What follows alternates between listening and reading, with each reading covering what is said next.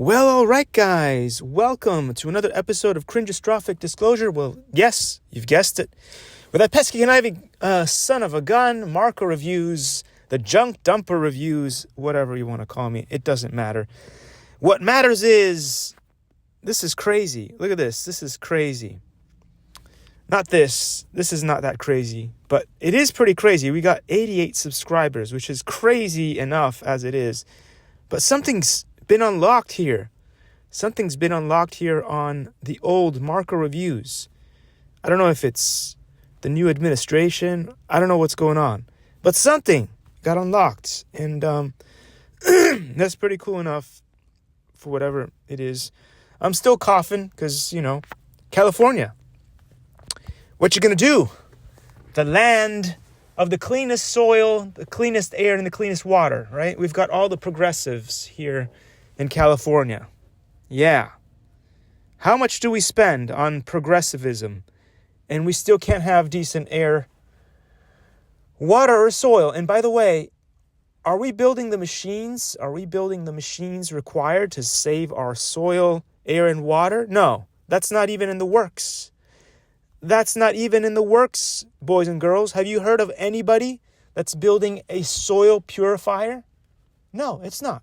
Nobody cares. We scream for 100 years. We want clean water, soil, and air. And here I am, coughing my lungs out. Yep, that's right. That's right. Anyway, today what I wanted to talk about is circumstances. Yes, we, as a collective on planet Earth, are responsible for everything that happens to us on planet Earth. Yes, we. You can't blame anybody else. You can't blame the breakaway species that's always lived here on planet Earth. Why don't they come and save us? Because they're they are a group with laws, and they therefore follow their laws, unlike us. We are a bunch of humans, right? And humans, we create all these laws, most of which are then contradictory. So basically then they have loopholes, and they end up, we are the civilization, and all the other civilizations look at us and they're like, how do these people always manage to find a way to self-destruct? How do they? They're not stupid. They're very capable. Once you give them, once you give a dog a bone, they just go after it. And they're able to do really cool things. And yet, they live in a world of self-destruction. Their behavior is self-destructive. They can't control their emotions. Again, the biggest lie that was ever written in the Bible by the special interest was the truth tree. No, it's not. It was the emotion tree. Anyway, take a look at the wall of cringe. There's so much here. There's so much here. But the thing that I want to talk about today is, the most important thing is our circumstances, right? We can change our circumstances. Just because the tiger can't change its stripes doesn't mean we can't. Human beings have been given free will. Just because the tiger eats meat, right? Eats meat, is forced to live on this planet and kill its prey to eat meat. Human beings don't have to. We don't have to. We choose to. Like Paul Saladino. Paul Saladino is a fraud. His whole thing was, if you eat a tub of lard and you combine it with sticks of butter, and then you find yourself the closest cow and you milk it, and you put that all in one big pot, stir it together, and add that to your diet, you'll have better teeth. Okay. All right. Whatever, man. It's not that because he lives in the forest, right? And he hunts and he spends all his day using his muscles, keeping his body warm, and using up all of the energy that he's able to stay fit. No, it's not because of that. Can you imagine Paul Saladino living the couch potato lifestyle? What the tubs of lard and the butter and the cow milk would do to his body? No, he would not look that fit. Trust me. The only reason he stays fit is because he lives as a hunter-gatherer and he's in the forest. That's the reason. And if you are a hunter and gatherer and you live and you have the stress of constantly having to find your own food and living naked pretty much because you may not be able to have the clothes that you want or whatever it is. You don't live this nice sheltered couch potato lifestyle. Of course, your body is going to be stronger and all that stuff. But anyway, that's what I'm trying to say. Human beings learn the wrong lessons from nature, and we have free will, and then we follow those bad ideas and ideology, and then we never get anywhere. So what is the better way to do it? Well, it's quite clear, right? If we wanted to, we have free will. Nobody stops us. God never says, you can't do that. No, in fact, we've been given free will. We make good choices. And that's why I always like to find Eli, the computer guy. Good choices bring, or good outcomes, as he says, default to good things, and bad outcomes or bad ideology, bad structures default to bad outcomes. So yeah, if we wanted to, we could genetically modify the tiger and turn it into a vegetarian. We could. And so then our future generations would never have to worry about the tiger attacking them. We could do that. We have the skills, we have the power, we have the technology, but we don't. In fact, from the beginning of time, human beings have learned the wrong lessons from nature, and all we do is the opposite. Like, we're finally getting to a good place where people were starting to understand if you eat more vegetables or have a more like vegetarian kind of diet, you tend to live longer. Especially because we have to worry about the weakest links of our society, the couch potatoes. Now, again, they're not necessarily weak links of society because they are couch potatoes, but the way that we've structured our lives, right? Everything is better. We can drive to places instead of walk to places.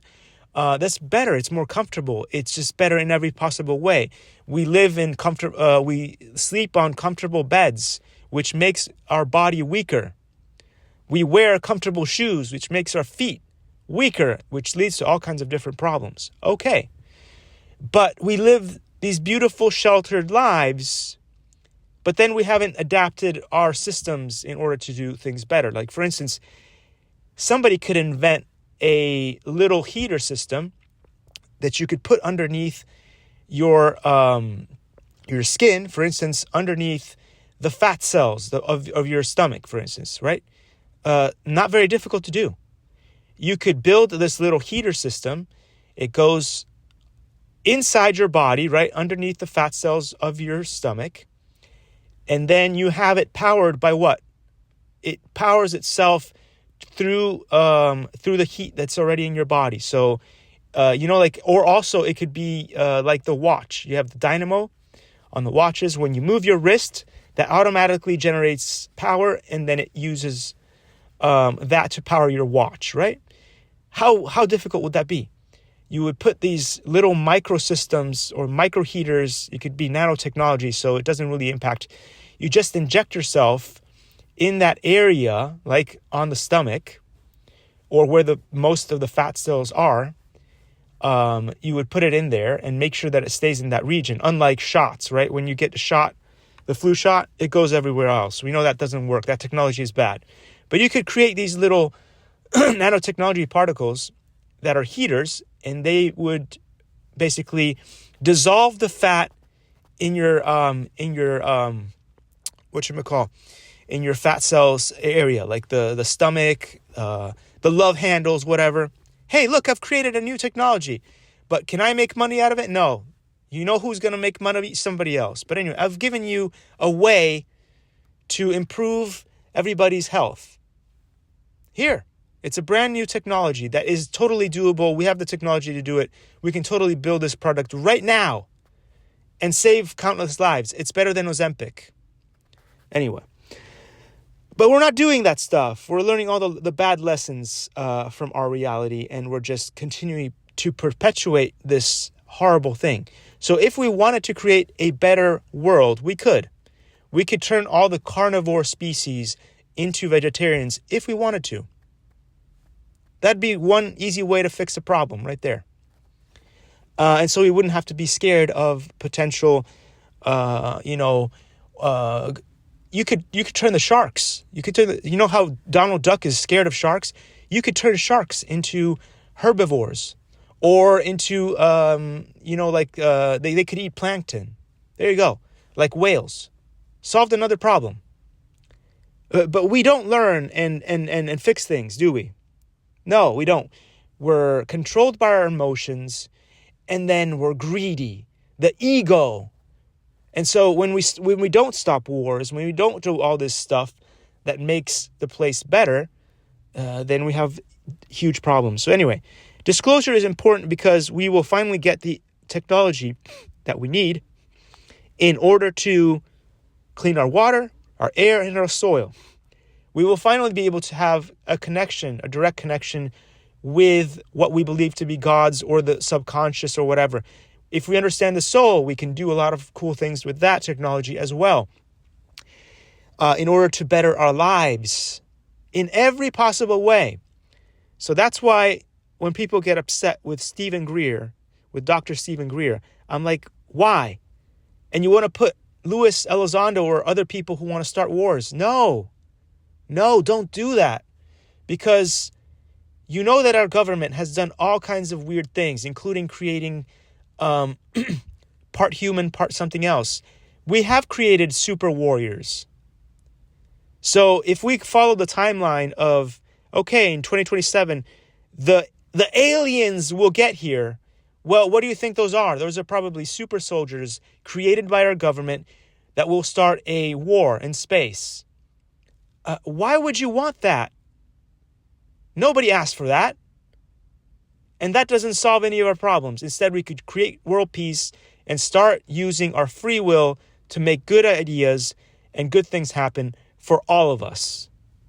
So that's why you need disclosure, and you need people like Aston Forbes and Dr. Steven Greer.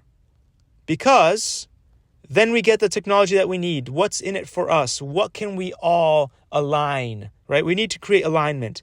The funniest thing that's ever been said is, oh no, will AI be able to be aligned? Well, so long as it's connected to the subconscious is self-aligning. It doesn't want to destroy anything. It's the fact that we're in human bodies that cause us to be disaligned, and our ego and our emotions cause the disalignment of our society. Anyway, so you want to learn the right things to do, good. If you don't, we're at a crossroads. We stick with Aston Forbes and Steven Greer. We're going towards a very cool society where airports will finally have wormholes. We'll have stargates at airports because obviously you don't want this to be at your home yet. We're not ready for that. But airports could have stargates to take us. You could go from here, from California to New York in a few seconds. Bam! Done. When we have UAP or UFO or the string of alphabet soup, disclosure, we'll get those things. We'll have free energy, a bunch of other cool things. It's up to you guys. You make the choices.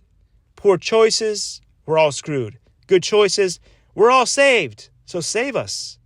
Do it for yourself. Save yourself.